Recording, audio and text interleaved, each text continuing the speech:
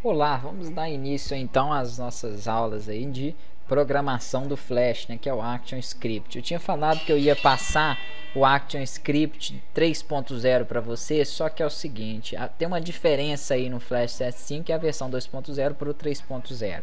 O 3.0 ele é um pouco mais complicado, né? Não é muita coisa não, mas para quem está iniciando eu acho mais fácil utilizar o 2.0. Então eu vou fazer o seguinte, vou passar para vocês o básico aqui do 2.0, as ações básicas dele, e após concluir esse curso de Flash eu vou começar um curso só de ActionScript, aí sim eu vou fazer ele todo em 3.0. Vocês já vão ter uma base aí das ações, então não vai ter tanta dificuldade.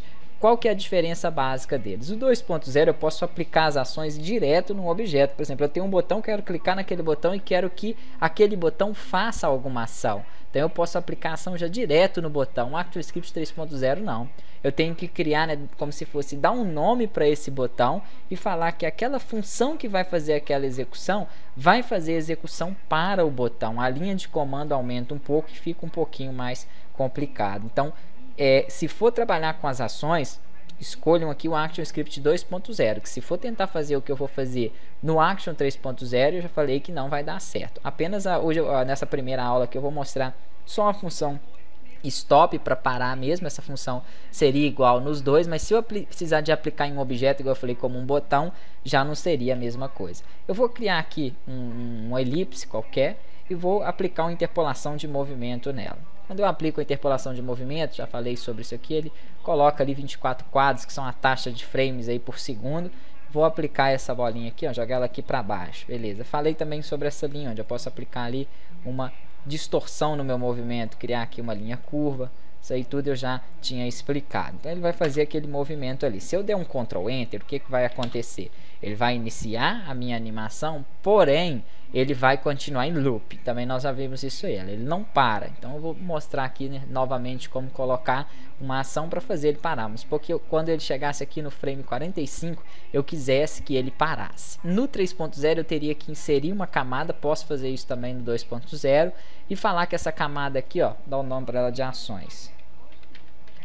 Pronto, ela vai receber uma ação onde? No final aqui, ó. Se eu quero que ele pare no final, eu tenho que inserir um quadro-chave ali e colocar a ação nessa camada. Botão direito, ações, e vou digitar aqui a minha ação stop.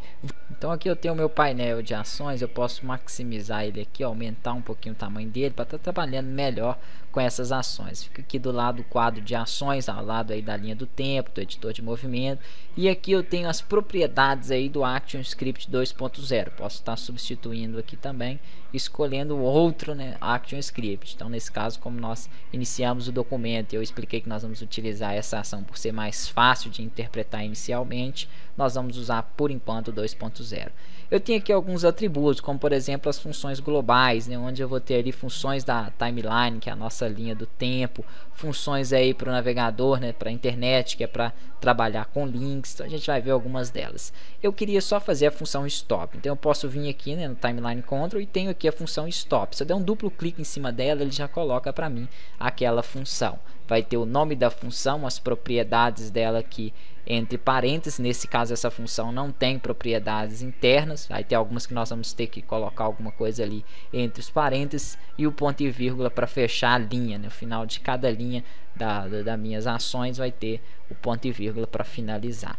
Então o que eu vou fazer? Eu vou dar um Ctrl Enter para a gente ver se vai funcionar essa ação stop em que eu apliquei ali.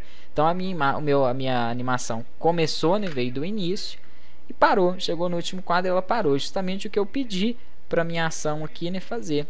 Na linha do tempo, nós colocamos aqui no último quadro a ação stop. Se eu tivesse colocado aqui no 25º, no 20º, ele pararia exatamente naquele local. No 2.0, não necessariamente eu tenho que fazer uma camada para as ações. É até legal, né? Fica mais bem organizado, separar elas por camadas. Às vezes eu preciso aplicar mais outras ações, mas eu poderia ter feito aqui, ó, direto em cima do quadro em que eu quero que aquela bolinha parasse, que a minha animação parasse. Então essa é a diferença do 2.0 para o 3.0. Eu posso já criar as ações em cima direto aqui dos objetos. Na próxima aula a gente já vai começar a aprender a passar essas ações para botões. Clicar nesse botão, eu quero que faça determinada ação na minha apresentação. Cliquei nesse, vai ter outra ação. Então, vamos começar a trabalhar com botões e as nossas ações aí. Até a próxima videoaula.